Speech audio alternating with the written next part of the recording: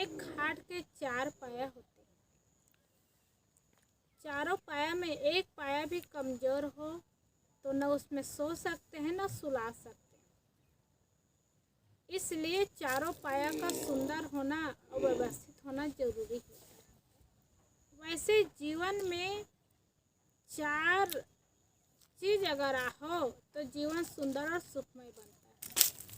पहला है प्रेम और विश्वास, दूसरा है आर्थिक समृद्धि, तीसरा है शारीरिक स्वास्थ्य है और चौथा है मन की शांति।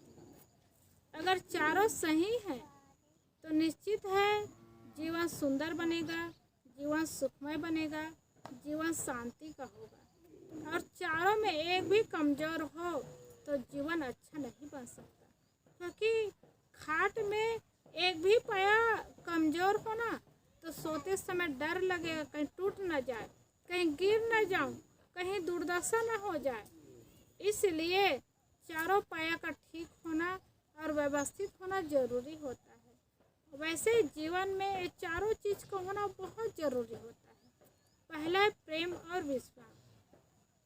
हर व्यक्ति के साथ प्रेम चाहिए और जिसके साथ जीवन चल रहा है, जीवन निभ रहा है, उस पर विश्वास होना भी जरूरी होता है। क्योंकि मनुष्य जीवन अकेले जिया नहीं जाता, परिवार के साथ जीवन जीना होता है। और परिवार के साथ जीवन जीना होता है तो प्रेम बनाना भी जरूरी होता है। प्रेम नहीं बनेगा तो जीवन कैसे बन पाएगा, क्योंकि प्रेम रहेगा तभी जीवन सहजता होगा। और जिस व्यक्ति के पास है, जिस व्यक्ति के साथ में है, उस पर विश्वास करना भी जरूरी होता है। और विश्वास ना हो तो पति पत्नी में भी, सास बहू में भी, देरानी जेठानी में भी, सब में दुखमय और नरकमय जीवन हो जाता है। इसलिए विश्वास करना बहुत जरूरी होता है। जहाँ विश्वास का जीवन होता है वो जीवन सुंदर और सुखमय बनता है।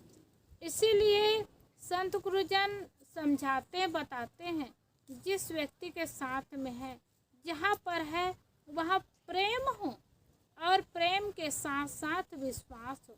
क्योंकि पोथी पढ़ पढ़ करके तो बहुत ज्ञानी हो जाते हैं। सतगुरु कबीर साहब ने कहा है, पोथी पढ़े पढ़े जगमुआ पंडित हुआ न कोई, 2.5 अक्षर प्रेम का पढ़े सो पंडित हो। जो 2.5 अक्षर प्रेम को पढ़ लेता है वही पंडित कहलाता है, अर्थात वही ज्ञानी होता है, वही समझदार होता है, वही विद्वान होता है। प्रेम तो है पर संदेह हो जाता है तो आदमी एक दूसरे से अपना बन नहीं पाते, बना नहीं पाते और जीवन नरक बन जाता है। इसलिए विश्वास करना भी जरूरी होता है, क्योंकि भौतिक वस्तुओं के लिए मन बिगाड़ना और टूटना अच्छा नहीं होता। और भौतिक वस्तुओं के लिए, थोड़े पैसे के लिए प्रेम टूट जाए, विश्वास टूट जाए, तब तो जीवन नरक बन जाता है।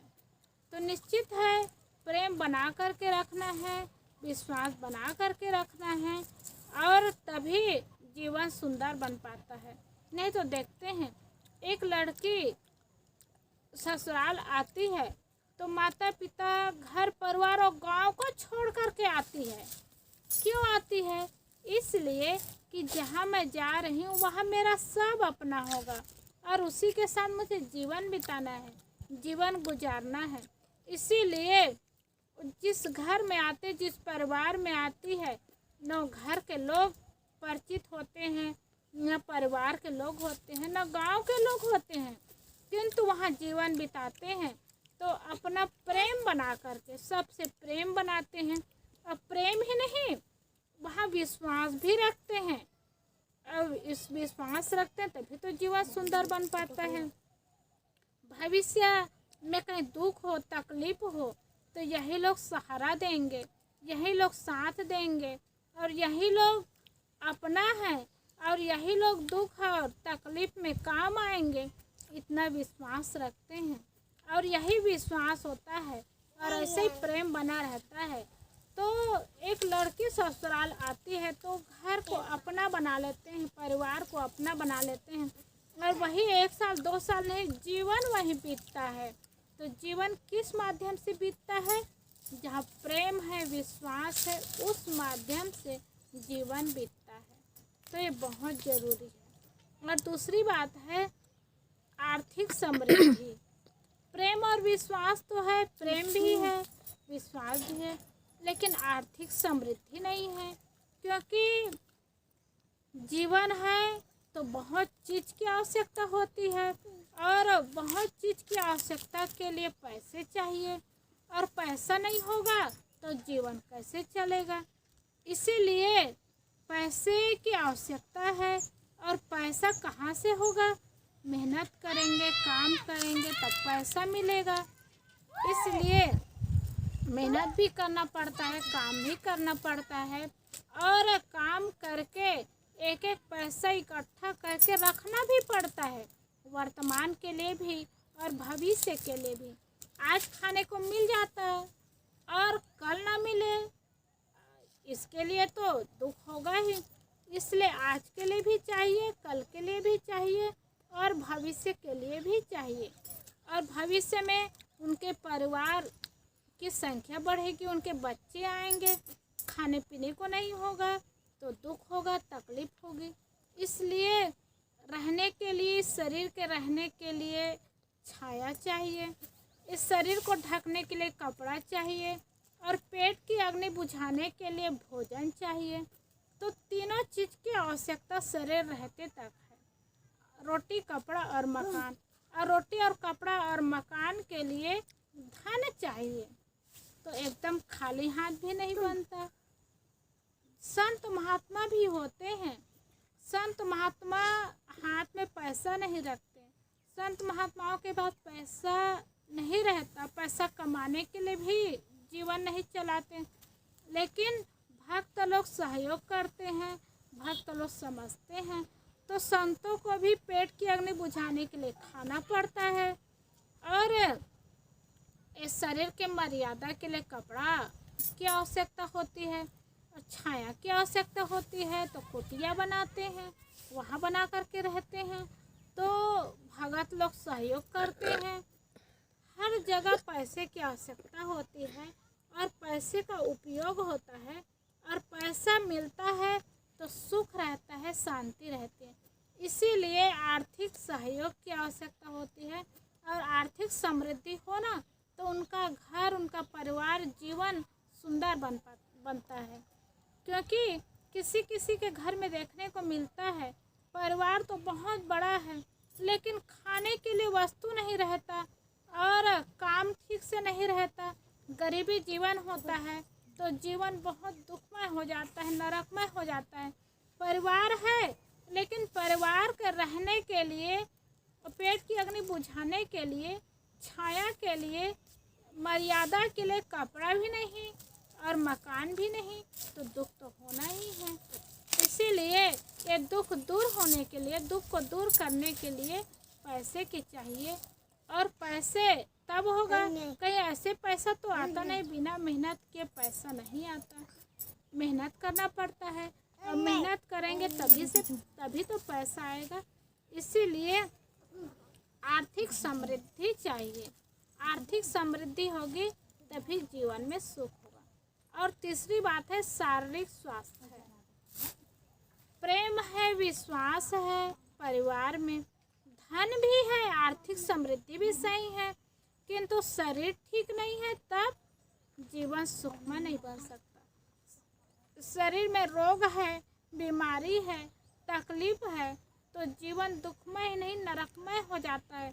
कितने बड़े बड़े घर के लोग, सब सुविधा है, सब सामान है, सब कुछ व्यवस्थित है, लेकिन शरीर के नाते उनको बहुत दुख रहता है, बहुत तकलीफ रहती है, बहुत पीड़ा सहना पड़ता है, तो उनके जीवन में दुख हो जाता है।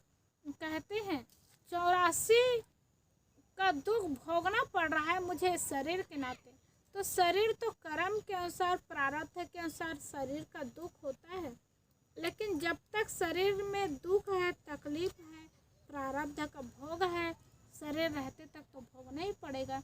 और सुख तभी आ सकता, बहुत बड़ा मकान हो, 3 मंजिल का मकान हो, बहुत सारी जमीन हो और काम करने वाले नौकर भी हो, लेकिन शरीर ठीक नहीं है, स्वास्थ्य ठीक नहीं है, शरीर में रोग है, तकलीफ है, तो उनको सुख कहाँ मिलेगा, शांति का जीवन कहाँ होगा और परिवार के लोगों को देख कर उनको संतोष कहाँ होगा। शरीर में पीड़ा होगा, हाथ की तकलीफ, किसी को पैर की तकलीफ होती है, किसी को आँख की तकलीफ होती है, किसी को पेट की तकलीफ होती है। शरीर में जिस अंग में भी तकलीफ हो, दर्द हो, दुख हो, बीमारी हो, रोग हो, वो दुख ही है, तकलीफ है। इसलिए शरीर का स्वस्थ होना बहुत जरूरी होता है। इसलिए बताते हैं संत जन कि शरीर को ठीक करने के लिए व्यायाम करें, प्राणायाम करें, योग करें। जब योगासन करते रहेंगे शरीर स्वस्थ रहेगा, हिलता रहेगा और शरीर मजबूत बनेगा। इसीलिए संत जन तन के लिए, मन के लिए, वाणी के लिए, सब चीज़ की सुंदरता के लिए ज्ञान देते हैं। आचरण सुंदर बने, जीवन सुंदर बने तो सब कुछ अच्छा हो, और शरीर अच्छा ना हो तो दुख होता है, तकलीफ होती है। इसलिए शरीर का स्वस्थ रहना बहुत ज़रूरी है। तो जीवन में सुख पाना है, सुखी जीवन जीना है तो शारीरिक स्वास्थ्य चाहिए। और चौथी बात है मानसिक शांति। शरीर भी स्वस्थ है, धन है, संपत्ति, आर्थिक समृद्धि भी है, घर में परिवार प्रेम और विश्वास भी है, लेकिन मन में शांति नहीं है, तब आदमी को सुख नहीं मिल सकता। घर में सब कुछ है, धन है, संपत्ति है, परिवार है, शरीर भी ठीक है, लेकिन मन में शांति नहीं है, तब मन दसों दिशाओं में भटकता रहता है। मैं इतना पैसा कमा लूँ, मैं वहाँ से पैसा कमा लूँ, मैं ऐसा पैसा कमा लूँ, मैं ऐसा काम करूँ। आदमी सोचता रहता है किस तरह से पैसा आए, किस तरह से संपत्ति बढ़े, कैसे व्यक्ति अपने हों, और इसी उधेड़ बुन में लगा रहता है। मन शांत नहीं रहता और मन दौड़ता रहता है। मन में शांति कहाँ मिलेगी? शांति कहीं बाहर की चीज़ है क्या? शांति तो अपने पास है, लेकिन उस शांति को हम लोग समझ नहीं पाते और शांति पाने के लिए दर दर भटकते हैं, वस्तुओं में खोजते हैं। तो वस्तु में कहाँ शांति मिलेगी? मन भी हमारे पास है, शांति भी हमारे पास है। समझना है, जानना है और वैसे जीना है। और जीने के लिए जिनको आ गया तो समझिए बहुत बड़े चीज़ मिल गई। और जीना नहीं आया तो जीवन नरक बन जाता है, दुखमय बन जाता है। जब मन विषयों से मुड़कर अपने जी में आ जाएगा, सब चंचलता को तजकर स्थिरता को पाएगा, तब सुख का स्रोत खुलेगा जो है अनंत अपने में। इसको फिर पाकर मन को नहीं होगा दुख सपने में। जब मन विषयों से मुड़ जाएगा और अपने आप में आ जाएगा, जब मन विषयों से मुड़कर अपने में आ जाए, सब चंचलता को तजकर स्थिरता को पाएगा। सारी चंचलता को हटा करके मन में स्थिरता आ जाए तो जीवन सुंदर बन जाएगा। और सब विषयों को हटा करके जब मन में स्थिरता आ जाएगा तब सुख का अनुभव होगा और सुख और शांति का अनुभव होगा। जीवन में सुख आएगा तो समझिए हमारे पास सब चीज़ है, बड़े बड़े लोग हैं जिनके पास सब चीज़ है, लेकिन मन में सुख नहीं है, शांति नहीं है, तो दर दर भटकते रहते हैं और रोते हुए, छटपटाते हुए इस दुनिया से जाते हैं, बिलखते हुए जाते हैं। इसलिए शांति बहुत बड़ी चीज़ है और शांति को कोई दूसरा नहीं दे सकते। हमें ज्ञान होगा, समझदारी आएगी तो शांति हमें अपने अंदर से निकलना शुरू हो जाएगा, हमें अपने अंदर से मिलेगा। जब ज्ञान होगा, विवेक होगा, विचार होगा तो खाने को सामान मिल रहा है, रहने को छाया मिल रही है, मर्यादा के लिए कपड़ा है और आवश्यकता की सारी चीज़ तो मिल ही रही है। लेकिन ज्ञान नहीं है तो उसमें भी दुख ही है। ज्ञान हो जाता है, समझदारी हो जाती है तो इतने मात्र में ही आदमी को सुख मिलता है। तो सुख सबसे बड़ा धन है, सबसे बड़ी संपत्ति है। और सुख के लिए ही तो आदमी भटकते रहते, दौड़ते रहते हैं। तो सुख कहीं बाहर नहीं मिलता, अपने पास है। उस सुख को हम जाने, उस सुख को हम समझें। दो बच्चे पढ़ रहे थे तो एक बच्चे पढ़ाई में कमज़ोर रहे तो एक बच्चे से उन्होंने कहा कि मैं एक विषय में फेल हो जाऊं और घर में सब लोग रहे और सब लोग बैठे रहे वहीं पर रहूं तो बताने आना, रिजल्ट बताने आना। एक विषय में फेल हो जाऊं तो कहना बोलिए श्री रामचंद्र की जय। मैं जान जाऊंगा एक विषय में फेल हूँ। और 2 विषय में फेल हो जाऊं तो आकर के बताना राधे कृष्ण की जय, तो मैं जान जाऊंगा 2 विषय में फेल हूँ। इतनी दया करना, ये सावधानी रखना। तो उसके मित्र ने कहा ठीक है, मैं ऐसा कर दूंगा। अब संयोग ऐसा हुआ, जब रिजल्ट खुला उस समय जब पता चला उनके फेल पास की तो बताने के लिए आए तो पूरे परिवार के लोग थे उनके, और परिवारों के बीच में वो लड़का रहा, वहीं पर बैठा था। अब बताना था तो क्या बताया, समस्त देवताओं की जय। अब समस्त देवताओं कहे तो लड़का जान गया, अरे मैं सब विषय में फेल हो गया। तो बोलने की कितनी अच्छी कला। अब सबके पास वही बताते, अरे तुम सब विषय में फेल हो गए, तो डांट भी खाना पड़ता, मार भी खाना पड़ता। भले आगे पीछे मार खाएंगे, डांट खाएंगे, लेकिन तुरंत न डांट खाना पड़ा न मार खाना पड़ा। और समझदारी की बात है, तो ज्ञान हो, समझदारी हो तो जीवन सहज हो जाता है, जीना चलना सहज हो जाता है। ऐसे ही मन की शांति बहुत बड़ी चीज़ है, बहुत बड़ा धन है, बहुत बड़ी संपन्नता है। और मन की शांति जहाँ आ जाए सज्जनों, वहाँ शरीर में तकलीफ हो तब भी शांति से प्रारब्ध पूरा कर लेते हैं। धन में कमी हो तब भी प्रारब्ध पूरा हो जाता है। और प्रेम और विश्वास अगर नहीं होता है तो समझदारी आए तो धीरे धीरे प्रेम बनाने के लिए और विश्वास दिलाने के लिए काम में लगे रहते हैं, काम करना शुरू करते हैं। नहीं भी होता, लोगों को प्रेम नहीं होता, विश्वास नहीं होता, लेकिन खुद को समझदारी है तो खुद के अंदर समझदारी आ जाएगी, ज्ञान मिल जाएगा तो सुख आना शुरू हो जाएगा, शांति का जीवन बन जाएगा। लोगों को न हम बदल सकते हैं, न लोगों को समझा सकते हैं, न लोगों के जीवन को सुधार सकते हैं। इसलिए अपने जीवन को सुधार सकते हैं, अपने को बदल सकते हैं, अपने को समझा सकते हैं। तो जैसे एक खाट में 4 पाई होता है, एक पाई भी कमज़ोर हो तो खाट में न सो सकते हैं न सुला सकते हैं। वैसे ही एक ज्ञान भी अगर कमी होता है तो जीवन दुख में नरक में बन जाता है। तो जैसे चारों पाई ठीक है तो खाट में शांति से सो सकते हैं, सुला सकते हैं, वैसे चारों बात जीवन में सही हो तो जीवन सुख का जीवन बीतता है, शांति का जीवन बीतता है, प्रसन्नता का जीवन बीतता है और आनंद का जीवन बीतता है। तो क्या क्या 4 पाई है?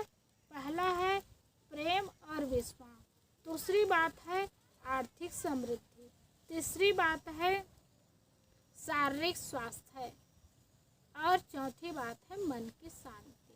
ये चारों सुंदर हो तो चारों पाई का ठीक होना और चारों ज्ञान का ठीक होना, ये जीवन को सुंदर और सुखमय बनाने वाला है। इसलिए हम लोग जीवन को सुंदर बनाएं, सुखमय बनाएं, तो इससे जीवन की सफलता होगी। तो चारों बातों को याद करें और वैसे जीवन जिए तो जीवन सफल होगा। बोलिए सद्गुरुदेव की जय।